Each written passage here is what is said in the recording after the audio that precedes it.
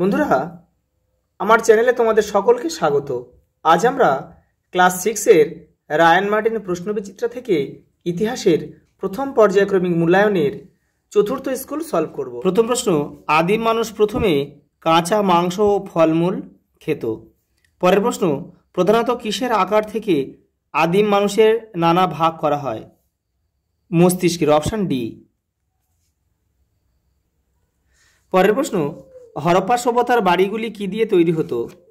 Option A, পোড়া ইট দিয়ে। পরের প্রশ্ন, ভারতীয় উপমহাদেশে হরপ্পাতেই অপশান এ প্রথম নগর দেখা গিয়েছিল। হরপ্পা সভ্যতার ইতিহাস জানার গুরুত্বপূর্ণ উপাদান অপশান সি, শিলমোহর।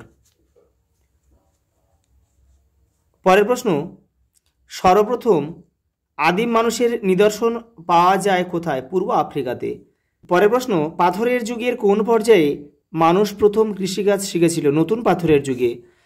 মেহেরগড় সভ্যতা কবে আবিষ্কৃত হয়? 1974 খ্রিস্টাব্দে। আবিষ্কর্তা ছিলেন যা ফ্রাঁসোয়া জারিজ। হরপ্পার কোন কেন্দ্রে কোনো সিটাডেল ছিল না? চানহুদারো। তিনেরটা ঠিক না ভুল? ভীমবেটকা একটি হাতিয়ার, এটা ভুল। কারণ ভীমবেটকা একটি গুহা যেটা ভারতের মধ্যপ্রদেশে অবস্থিত। মানুষ প্রথম সভ্যতা গড়ে তুলেছিল নদীর ধারে, এটা ঠিক। পরের প্রশ্ন, পাথরের যুগকে সাধারণভাবে কয়টি পর্যায়ে ভাগ করা যায়? 3টি পর্যায়ে। এই ভাগগুলি কি কি? তোমাদের টেক্সটের 19 নম্বর পেজে রয়েছে। এই যে পুরনো পাথরের যুগ, মাঝের পাথরের যুগ, নতুন পাথরের যুগ। পরের প্রশ্ন, হরপ্পা সভ্যতায় কিভাবে মৃতদেহ সমাধি দেওয়া হতো? তোমাদের টেক্সটের 41 নম্বর পেজে উত্তরটি রয়েছে।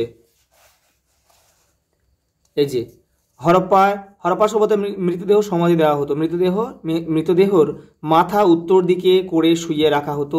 সমাধির ভিতরে গয়না ও মাটির পাত্র রাখা হতো। কালীমঙ্গানে ইটের তৈরি সমাধিও দেখা যায়। এ পর্যন্ত লিখতে হবে।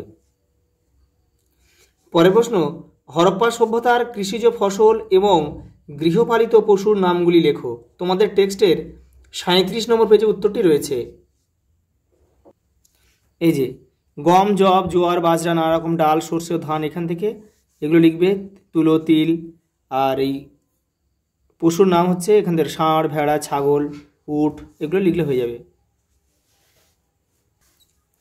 পরের প্রশ্ন, আগুনের ব্যবহারের ফলে মানুষের জীবনে কি কি পরিবর্তন ঘটেছিল? তোমাদের টেক্সটের 20 নম্বর পেজে উত্তরটি রয়েছে। এই যে এখান থেকে এই পর্যন্ত লিখতে হবে।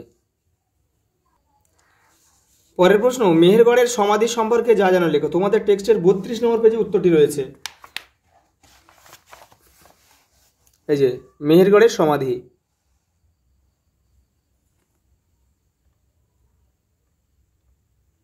এই যে পুরোটা লিখতে হবে। পরের প্রশ্ন, সিন্ধু সভ্যতার জল নিকাশি ব্যবস্থা কেমন ছিল? তোমাদের টেক্সটের 36 নম্বর পেজে উত্তরটি রয়েছে।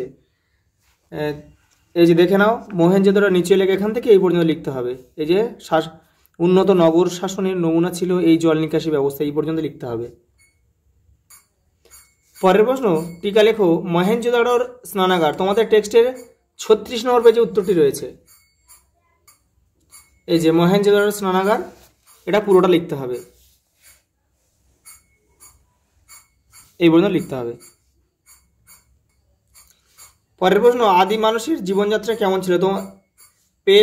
তোমাদের টেক্সটের 21 নম্বর পেজে উত্তরটি রয়েছে। এই যে এখান থেকে পুরনো পাথরের যুগে আদি মানুষের জীবন ছিল বেশ কঠিন ও কষ্টের, এখান থেকে এই পর্যন্ত লিখতে হবে। পরের প্রশ্ন, হরপ্পাবাসীর অর্থনৈতিক জীবনের পরিচয় দাও। এই যে এখান থেকে এই যে অর্থনৈতিক জীবন রয়েছে, কৃষি, শিল্প, কৃষি থেকে দুটো একটা লিখলে, শিল্প থেকে দুটো লিখলে, তারপরে এখানে বাণিজ্য থেকে দুটো লিখলে, ব্যাস আর লিখতে হবে না, এ পর্যন্ত লিখলে হয়ে যাবে। জাস্ট দুটো দুটো করে লিখলেই হয়ে যাবে।